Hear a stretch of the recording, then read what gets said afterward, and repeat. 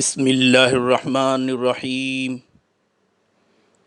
اللہ کے نام سے شروع جو نہایت مہربان ہمیشہ رحم فرمانے والا ہے۔ وَإِذَا قِيلَ لَهُمْ آمِنُوا بِمَا أَنزَلَ اللَّهُ قَالُوا نُؤْمِنُ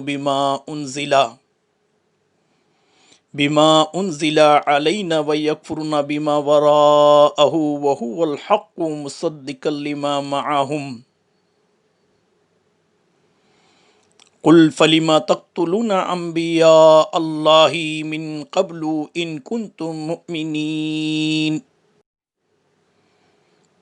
اور جب ان سے کہا جاتا ہے اس کتاب پر ایمان لاؤ جسے اللہ نے اب نازل فرمایا ہے، تو کہتے ہیں ہم صرف اس کتاب پر ایمان رکھتے ہیں جو ہم پر نازل کی گئی، اور وہ اس کے علاوہ کا انکار کرتے ہیں، حالانکہ وہ قرآن بھی حق ہے اور اس کتاب کی بھی تصدیق کرتا ہے جو ان کے پاس ہے۔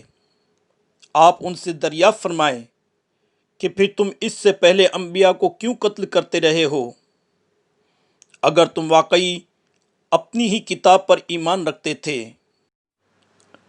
جزاک اللہ خیر۔